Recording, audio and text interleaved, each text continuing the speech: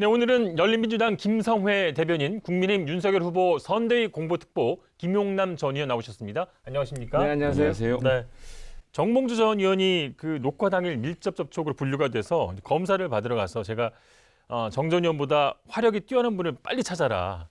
김성회 대변인을 제가 많이 모셨습니다. 밀릴 것 같은데 걱정입니다. 예, 잘 좀 부탁드리겠습니다. 아이고, 제가 잘 부탁드리겠습니다. 자, 본격적인 토론에 앞서서 이번 주 인상 깊었던 상대 후보의 행보나 발언 하나씩 좀 꼽아 주시겠습니까? 이재명 후보의 색깔은 회색? 회색이요? 이렇게 골라봤습니다. 머리색인가요? 왜냐하면 머리 색깔도 바뀌었죠. 근데 대구 경북 지역을 방문해서 의외의 발언들을 막 쏟아냈어요. 네. 민주당 표현에 의하면 전두환 옹호 발언을 한 거죠. 그 지역에 맞는 발언일 수도 있습니다만 기존의 입장 또 윤석열 후보가 소위 전두환 옹호 발언을 했다고 해서 그렇게 비난을 쏟아붓던 거하고는 180도 완전히 바뀌었어요. 그래서 기존의 이재명 후보의 입장 색깔과는 너무 다른 발언들을 쏟아내고 있어서 이재명 후보의 색깔은 이도 저도 아닌 회색 아닌가 싶습니다. 네. 동의하세요? 최근에 중도층을 향해서 나가는 방향에서 그런 점이 있죠. 그래서 사실 저희도 듣기 불편하죠. 박정희 전 대통령에 대한 새로운 평가 이런 것들은 전 가능한 범위라고 보지만 전두환 씨까지 가실 필요는 없지 않았나 그런 그 아쉬움이 얘기는 있습니다. 이따가 좀 해보도록 하고요. 윤석열 후보 행보나 발언 중에서 하나 꼽아주시죠. 전 관훈 토론 보고 깜짝 놀랐습니다. 법알못 윤석열. 예. 이게 좀 충격적이었는데요. 이분이 어쨌거나 우리나라 법 집행 수장 중에 한 분이지 않습니까? 근데 최저임금 지금 180에서 200만 원 정도 받는데 150만 원 받고도 일하려고 하는 사람이 있으면 시켜줘야 되는 것 아니냐. 100만 원 주고도 해달라고 하면 할 사람이 있죠. 이 노동이라는 게 원래 사용주랑 만나면 그렇습니다. 이제 국가가 정해서 노동자를 보호하고 있는 건데 그런 선 아래로도 노동하려는 사람이 있으면 노동을 시켜도 좋다라는 이런 노동가는 좀 제발 헌법의 수준을 끌어올려 주셨으면 좋겠다는 아쉬움이 있었습니다. 그 최저임금은 우리는 사실은 단일 기준을 갖고 적용하고 있죠. 근데 미국 같은 경우에는 직역을 한 16개 정도로 나눠서 직역별로 적용되는 최저임금의 기준이 다 다르거든요. 그래서 탄력적인 그 최저임금 기준의 적용을 이야기하다 보니까 좀 사족이 붙은 거 아닌가 싶습니다. 예. 오늘 기대가 됩니다. 네. 본격적인 토론을 시작하겠습니다. 자, 대선 후보의 배우자 검증 문제 이번 주에 YTN 보도로 다시 좀 이슈가 됐고요. 여전히 파장도 예상되기 때문에 이 시간 통해서 쟁점을 짚어보겠습니다. 윤석열 후보 부인 김건희 씨가 이제 겸임 교수나 시간 강사, 겸임 교원 등에 지원하기 위해서 과거 여러 대학에 제출한 이력과 수상 실적이 잘못됐다는 건데요. 먼저 이 사안의 어떤 경중, 심각성의 정도 어떻게 좀 보고 계십니까? 저는 심각하다고 보고 있습니다. 이것은 후보자에 대한 검증이 아니라 후보자 부인에 대한 검증, 영부인으로서의 검증입니다. 해서 후보자 결혼 이전 이후를 나눌 필요가 없고요. 지금 보면 2004년부터 시작해서 대학 교원 경력을 쌓아오는데 위조가 보통 5개에서 적게는 한두 개까지 계속적으로 진행이 되거든요. 근데 여기서 중요한 건 최초에는 이력서 상에서 위조되거나 없는 경력이 한 서너 개가 넘어요. 5개가 되는 경우도 있고요. 처음 학교를 들어가서 교원을 하고 또 거짓에 기초해서 교원을 하고 이제 두 번째 했던 2007년 걸 이제 YTN이 보도를 하신 거고요. 그렇게 이 2개의 교원 경력이 쌓이니까 그 다음으로 옮겨갈 때는 위조의 개수가 줄어듭니다. 앞에 2개의 대학 교원 경력이 있기 때문에. 그런 식으로 해서 결국 국민대 겸임 교수까지 올라간 건데 이 사상 누각이죠. 발판을 쌓아가는 과정에서. 그렇죠. 그러니까 처음에 발판이 거짓이었기 때문에 그 뒤에 과정을 쌓았다는 점에서 저는 좀 심각한 문제로 보고 있습니다. 그거는 위조는 조금 정확한 표현은 아닌 것 같고요. 그러니까 경력이 과장됐거나 아니면 허위 경력이 적혀 있었다는 게 의혹의 핵심 같습니다. 저도 절대로 가벼운 사안이라고는 생각을 안 합니다. 근데 다만 법률적인 문제점이 일어날 부분은 없어 보이고요. 현 시점에선 적어도 사문서의 경우에는 그 내용이 사실과 다르더라도 그게 어떤 범죄가 되지는 않거든요. 근데 다만 도덕적 비난성은 있겠죠. 그게 정말 허위라고 하면요. 그래서 제가 그 말씀은 전혀 이해가 안 되는 게 윤석열 검찰총장이 재직하던 당시에 최강욱 이 공직기강 비서관을 기소했던 것이 그가 사적으로 적어준 인턴 증명서가 위조되었다라는 혐의를 걸어서 소위 말하는 사문서 위조한 혐의로 기소했던 장본인이 윤석열 총장이거든요. 정경심 교수 말씀이신 거죠? 예, 정경심 교수 건이었는데 그 건은 더군다나 해당 지검장, 서울지검장이 본인의 이야기, 즉 최강욱의 이야기를 들어봐야 되는 것 아니냐라고 했는데 그 의견을 건너뛰고 예. 검찰총장이 직접 수사 당국에 지시해서 기소하라고 지시를 한 건인데 지금 갑자기 사문서니까 법률적으로 상관이 없다라는 말씀, 물론 한국게임산업협회에 경력증명서를 위조했다는 이야기가 나오고 있고 거기에 조정리 찍혀있는 임모 사무국장, 나는 김건희 씨랑 같이 근무한 적이 없다. 그리고 이 당시에 회장했던 카카오의 김범수 회장도 나는 모르는 일이다라고 말씀을 하고 계시기 때문에 이 경력증명서가 도대체 발급한 사람도 모르겠다고 하는 건데 어디서 등장한 거냐 이렇게 물어본다면 국민들은 궁금해하지 않을 수가 없습니다. 그러니까 사실 확인은 좀 더 필요해 보이고요. 왜냐하면은 우리가 어떤 회사나 단체에 있어서 법인 등기부에 등재가 되어 있는 법적 이사 말고도 이사 직함을 쓰는 사람들은 많이 있거든요. 그래서 잘못된 점이 있다면 정말로 백배사죄하는 것이 맞다고 저도 생각을 합니다. 예. 이제 자연스럽게 소환되는 것이 이제 조국 전 장관 부인 정경심 교수 건이잖아요. 이제 여기서 조국 장관이 왜 나와요? 그러니까 이제 입시 비리 관련해서 뭐 업무방해도 있었고 허위 작성 공문서 행사 뭐 이런 등등해서 물론 다른 혐의도 있습니다만 그 당시에 그 사안과 비교해서 그러면 이게 법적으로 문제 없다고 주장하는 근거는 어떤 부분인가요? 이게 법률가시니까. 아니 그러니까 지금 법적으로 문제 삼기 어렵다고 드린 말씀은 일단 사실 확인이 우선돼야 되겠지만 검토할 수 있는 그 부분은 사문서 위조나 업무 방해거든요. 근데 이게 법률적으로 공소시효가 7년이에요. 근데 마지막으로 어떤 지원서를 제출한 게 제가 알기로는 2014년도가 마지막으로 알고 있기 때문에 이미 만 7년이 지났거든요. 그래서 너무 법기술적인 말씀인 것 같습니다. 2014년에서 2016년까지 국민대 겸임고수로 근무하던 당시에 이력서에도 허위 내용이 기재되어 있는 것이 강민정 의원의 그 폭로를 통해서 확인된 바도 있고요. 윤석열 후보께서는 부분적으로 허위일 수는 있지만 전부 허위가 아니니까 괜찮다라는 말씀은 글쎄요. 지금 조국 수사를 진행했던 분의 입에서 나오긴 좀 어려운 얘기가 아니었나. 예. 수원여대, 지금 문제가 됐던 수원여대. 그 당시에 저희가 취업 공고는 확인을 못하지만 2021년 취업 공고를 확인하면 경력 3년을 요구하거든요. 예. 그 경력 3년이 없었기 때문에 이런 내용들에 대한 허위 기재 및 위조가 있었던 거 아니냐 이런 의심을 사고 있는 것이고요. 다른 데 같은 경우 요즘 시간 강사 자리 하나 얻기 위해서도 많은 사람들이 경쟁을 하고 있는데 허위로 쌓은 경력을 바탕으로 남의 일자리를 뺏었다고 하면 이건 도덕적으로 분명히 책임져야 될 문제라고 좀 보고 있습니다. 그러니까 제가 아까 이제 조국 장관 정경심 교수 이제 언급을 한 부분이 이제 그런 거죠. 이제 부메랑이 되지 않겠느냐라는 거죠. 왜냐하면 이 이슈가 굉장히 커지고 있는 데에는 그 당시에는 굉장히 이제 수사를 엄격하게 했잖아요. 이제 그래서 이제 국민이 봤을 때 그런 기준이 굉장히 높아졌다는 거죠.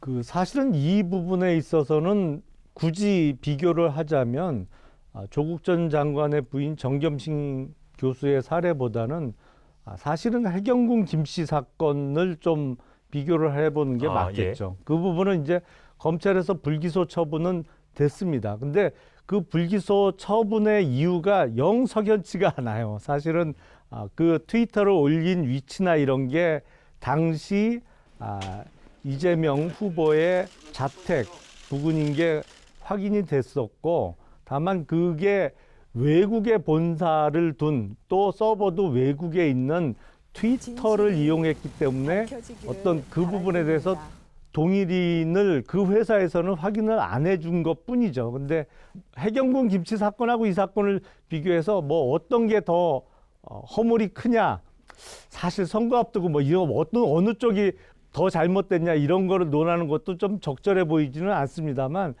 그 사건하고 좀 비교를 한다 그러면 어떤 후보의 배우자라는 측면이나 사건의 경중에 있어서 좀 비교할 수는 있겠죠. 그러니까 사안의 성격이 아니라 이제 대상을 예. 언급해 주신 거고요. 그 반응을 좀 보겠습니다. 김건희 씨가 처음에 좀 뭐 돋보이려고 한 욕심이었다. 뭐 그것도 죄라면 죄라고 뭐 일부 잘못을 인정한 부분도 있었는데 최근에 또 국민 여러분께 이제 심력 끼친 부분에 대해서 사과할 의향이 있다 이런 얘기를 했습니다. 좀 입장이 좀 바뀐 부분도 있고요. 이 부분에 대한 배경이나 진정성에 대해서 어떻게 생각하세요? 일단 문제가 심각하다는 걸 깨달았겠죠. 뭐 엄청나게 폭발력을 가지고 있고 지금까지 김건희 씨와 관련된 여러 가지 의혹 보도가 이 외곽에선 있었는데 사실 언론이 이걸 정면으로 다루지는 않았거든요. 문제는 YTN이 취재 과정에서 직접 김건희 씨의 이 인터뷰에 성공을 했고 직접적인 증거를 확보하고 관련자들의 증언을 받았기 때문에 이것이 뉴스에 보도가 되면서 이제 언론들이 관심을 가지기 시작한 부분 아닙니까? 그래서 좀 위기감을 느꼈다라고 생각을 하고요. 어쨌든 사과를 하시기로 방향을 정했다라고 하면 이건 간단합니다. 일단 본인이 썼던 경력 중에 어떤 게 허위였는지를 소상히 국민들한테 밝히는 게 첫 번째. 그리고 그것에 대해서 사과를 하는 것이 두 번째고요. 그런 다음에 국민들의 처분을 기다릴 문제이지 이게 뭐 대충 유감이다를 표명하고 넘어갈 수는 절대로 없다. 그 자리가 사과하는 자리는 아니었거든요. 사실은 사무실에 나가는 길에 마주친 기자에게 그런 의사를 표시한 것이고 정식으로 자리를 마련해서 정중하게 잘못된 부분에 대해서 국민께 사과드리는 게 마땅한 도리겠죠. 예. 당 차원과 후보 차원의 이런 대응에 대해서는 어떻게 생각하세요? 그러니까 국민의힘 쪽이 다소 억울하게 생각하는 측면은 이런 것 같아요. 그러니까 잘못한 게 있으면 사과드리는 게 마땅한데 후보 대 후보로 비교할 때 이재명 후보 측에 쏟아지고 있는 의혹은 훨씬 더 심각하고 더 중대한 건데 사실은 대장동 사건만 해도 지금 유한기 씨 사망 이후에 수사가 거의 덮이고 있는 상황이잖아요. 뭐 어떤 부분에 있어서는 그거와 비교해서는 작은 사건이라고도 할 수 있는데 이 부분에 대해서 뭐 잘못한 건 그래도 인정해야죠. 오늘 좀 힘드시네요. 그러게 말해요. 오늘 왜 이렇게 힘들죠? 저는 근데 이제 말씀이 참 뭐 맞는 말씀이기도 하면서 참 동의는 안 되는 것이 정치 경력이 단 1년도 없는, 단 1초도 없는 윤석열이란 인물이 대권 후보가 되기까지의 과정을 보면 국민들로부터 쌓았던 신뢰의 근원은 공정이거든요. 문재인 정부의 구성원이었으면서도 문재인 정부의 구성원들을 향해서도 추상 같은 잣대를 들이대서 분명히 처벌할 것들은 처벌해온 것에 대해서 국민적 지지가 쌓여왔는데 정작 이게 본인 부인의 문제가 되니까 공정이란 키워드가 한순간에 무너져서 어떻게 다른 사람도 아니고 공정이란 키워드를 들고 나온 윤석열 후보가 이렇게 본인의 가족 문제에 대해서는 한없이 관대해지는지 그다가 해서는 안 될 말씀도 하셨습니다. 이게 기획이었다. 아주 정면으로 YTN의 보도를 부정하는 것이거든요. 보도 자체를 마치 되게 이상하게 여권과 어떤 언론사가 결탁해서 하는 것처럼 말씀하시는 것은 대단히 부적절하지 않았나 이렇게 생각을 합니다. 제가 대표로 말씀드리면 저희 회사는 그런 걸 잘 못하는 회사입니다. 예, 아시겠지만 예, 아니 안 하는 회사입니다. 예. 그렇게 믿고 있어요, 저희도. 예, 그러시죠.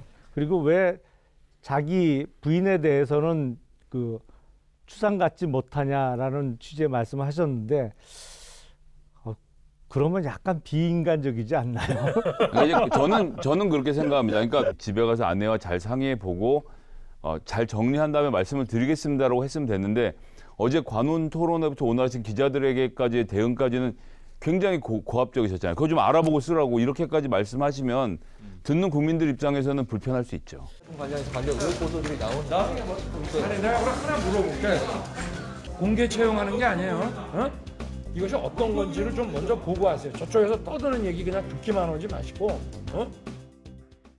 저도 결혼을 했습니다만 와이프가 했던 일 또 하는 일에 대해서 정확하게 알기는 힘들거든요. 그리고 그거를 이제 물어보죠. 물어보는데 그러면 잘 얘기 안 하죠. 사실 그렇죠. 하지만 거기다가 뭐 자꾸 추궁을 한다든지 아니면 네 말을 보충할 만한 증거를 좀 보자. 이렇게까지는 부부 사이에 나가기 힘들잖아요. 그렇기 때문에 전 권성동 사무총장님 잘 판단하셨다고 생각하는데 배우자 그것을 보호팀이든 검정팀이든 만들어서 그런 세세한 부분까지 다 살펴서 어디까지 어떻게 할 것인지를 정리를 진즉해 줬어야 되는데 지금 이게 선거 85일도 안 남은 상태에서 배우자 의혹이 나왔는데 지금부터 알아보겠다라고 말씀하시는 건 저는 공당의 선대위의 입장에서 보면 좀 무책임한 발언이 아니셨나. 이유 여하를 불문하고 경력 기재가 정확하지 않고 논란을 야기하게 된 것 그 자체만으로도 제가 강조해온 공정과 상식에 맞지 않는 것임을 분명히 말씀드립니다. 아내와 관련된 국민의 비판을 겸허히 달게 받겠습니다. 그리고 더 낮은 자세로 국민께 다가가겠습니다. 죄송합니다. 민주당 선대위는 이례적으로 배우자실인가요? 배우자 팀으로 했던가 뭐 예. 현역 중진 의원을 또 실장으로 해서 아예 공식적인 기구로 배우자실을 만들었습니다. 근데 저희 당 같은 경우에는 그게 아예 없었어요. 2012년 대선 당시에 박근혜 후보가 독신이셨잖아요. 그러니까 배우자 팀이라는 게 없었거든요. 그리고 특히 배우자와 관련해서 대응을 하고 준비를 한 경험 자체가 없습니다.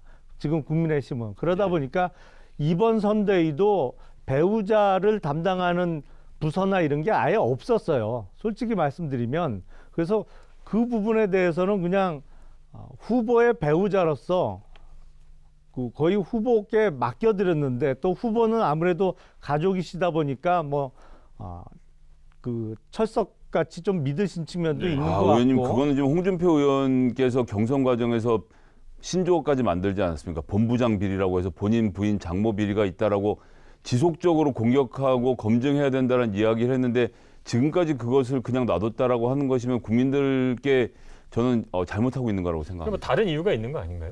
전 앵커님 말씀하신 다른 이유라는 점에서 선대위에서 김건희 씨의 영향력이 너무 큰 게 아닌가. 이런 지금 계속된 불만들도 올라오고 이야기들이 나오고 있는데 이런 것에 대해서 좀 과감하게 물어보고 답변 들을 사람들은 좀 있어야 되지 않나라는 아쉬움이 있더라고요. 제 마음을 읽으셨네요. 아니 선대위의 영향력이 전혀 없는데요. 배우자께서 무슨 선대에 나온 적도 없고 캠프에서 그래서 배우자에 대한 부분은 뭐 신경을 미처 못 썼다 그러면 그건 뭐 잘못된 부분인데 앞으로라도 고쳐 나가야겠죠. 그러니까 배우자 관리라는 부분에서 이제 지난주 나왔던 게 뭐 저희 보도도 그렇지만 좀 충격적인 장면이 좀 있었어요. 그러니까 취재를 갔을 때 이제 얼굴을 감추고 가는 모습인데 옆에 계시던 분이 누구인가 갑자기 궁금해요, 사실은. 사실은 안 물어봤습니다. 그게 이미 다 공개된 거 아닌가요? 그게 아니라는 얘기도 있어요. 그래서 저는 그냥 그 화면을 보고 좀 이상하잖아요. 어색하잖아요. 그게 대선 후보의 배우자인데 카메라가 갑자기 들이대면 당황할 수는 있겠죠. 옆에서 보호하시는 분 입장에서도 이쪽에서 부당한 취재가 들어오고 있으면 보통 카메라를 가리죠. 많이 보셨잖아요. 뭐 많이 보시지 않습니까? 왜 후보자 부인에게 그렇게 하는지도 알 수가 없고 후보자 부인이 무슨 죄를 지은 것도 아니고 뭐 얼굴이 생애 최초로 공개되는 것도 아니었는데 왜 그런 행동을 했는지 사실 좀 석연치 않았습니다. 그러게 말이에요. 저희도 준비를 철저히 해서 이렇게 다스베이다 대역도 세우고 그래서 카메라도 따돌리고 그랬으면 좀 나았을까요? 이제 국민의힘에서 이제 김건희 씨 관련해서 뭐 이런 평가도 있습니다. 굉장히 대중적인 호감도가 있는 꼭 그냥 밝은 분이다. 뭐 실제로 뵌 적 있으시죠? 아니요, 저는 없습니다. 없어요? 예. 뵌 분들은 뭐라고 하시나요? 저는 그러니까 윤핵관이 아닌 거죠. 예. 아까 전에 아니라고 하시더니 정확히 인정을 해주시네. 사모님을 만난 사람들이 윤핵관이 되는 거 아닙니까? 아, 그렇죠. 예. 뭐라고 얘기하시나요? 윤핵관이면 적어도 그 정도는 예, 돼야죠. 예. 근데 만난 분들 얘기 들어보면 이렇게 아주 명랑하고 뭐 일종의 통통 튀는 좀 이렇게 예. 그런 캐릭터를 갖고 있다고 합니다. 그래서 그게 어떤 면에서는 오히려 대중 친화적이다. 다른 쪽으로는 조금 이례적이다. 대선 후보의 배우자로선 상당히 좀 독특하다. 뭐 이런 평가도 나오는 것 같아요. 예. 물론 뭐 대변인께서는 뵌 적 없으시겠죠? 예, 저는 잘 모르겠습니다. 예. 윤핵관이 아니시고요. 네. 그 이재명 후보의 부인 김혜경 씨는 이제 김건희 씨와 좀 다른 이제 행보를 보이고 있는데요. 뭐 이재명 후보 지역 방문 일정에 활발하게 같이 참여를 하고 있는 모습 많이 볼 수 있고 인터뷰 영상 조회수가 더 나왔다고 해요. 그렇지만 한간에서는 후보 아내로 좀 후보를 교체하자 뭐 이런 우스갯소리 나왔다고 하는데 이런 후보자에 대한 호감도가 표심에 뭐 지금은 굉장히 중요할 것 같은데 앞으로도 어느 정도의 좀 영향을 끼칠 거라고 보시나요? 사실은 선거판에서 그런 말이 있거든요. 그 후보의 배우자는 잘해야 본전이다. 뭐 이런 말이 있어요. 네. 왜냐하면 많은 관심을 받을 때도 있지만 그 관심이 반드시 표로 연결되거나 아니면 또 그 달아나는 표도 많아지기 때문에 저는 민주당 쪽에서 계속 흘러나오는 플랜 B가 다른 분으로 후보 교체인 줄 알았더니 그 김혜경 씨로의 후보 교체가 플랜 B였나요? 흘러나오나요, 계속이요? 계속 있긴 있던데요. 아직 불씨는 안 죽은 것 같던데요. 그 불은 지금 제가 보기엔 국민의힘에서 활활 타오르고 있는 것으로 저희는 예, 그런 보입니다. 능력이 없어요. 홍준표 후보님이 여전히 마음을 포기하시지 않은 것 같은데요. 저는 이제 이 배우자 문제와 관련돼서 놓고 이제 문재인 대통령 생각을 자주 합니다. 예. 호남에서 함께 다니셨던 분들 말씀 들어보니까 동네에 가면 그 어른들이 이제 노래도 한번 해보라. 이분이 또 성악가 출신이잖아요. 그럼 이제 노래도 곧잘 하시고 김장도 같이 담그고 그냥 별일 없이 동네를 돌아다니니까 언론은 관심이 없었지만 지역에서는 그런 좋은 말들이 퍼져 나갔다라고 하는 예. 거죠. 지금 이번에 이제 김혜경 여사도 마찬가지인 거죠. 그래서 남편과 이렇게 같이 있는 투샷을 보면 둘의 사이가 어떤지를 저희가 알 수 있지 않습니까? 그런 점에서 저는 긍정적인 영향을 미치고 있다라고 보고 뭐 나오는 이야기로 치면 저는 김건희 여사도 만만치 않다라고 생각하거든요. 그래서 두 분이 좀 커플로 같이 등장하시는 모습을 빨리 보여주시는 게 좋지 않을까 싶은데요. 네. 사실은 조금씩 등장하셨으면 지금 이렇게 어려워지지가 않는데 한 번도 안 나와서 오히려 더 한 번 등장하기 어려운 상황으로 몰리신 게 아닌가라는 좀 아쉬움이 있습니다. 이번 주 시사토크 알고리즘도 잘 보셨습니까? 화면 왼쪽을 눌러서 돌아쩌 채널을 구독해 주시면 알고리즘과 함께 돌발 영상, 뉴스가 있는 저녁 등 YTN의 간판 시사 프로그램을 함께 보실 수 있습니다.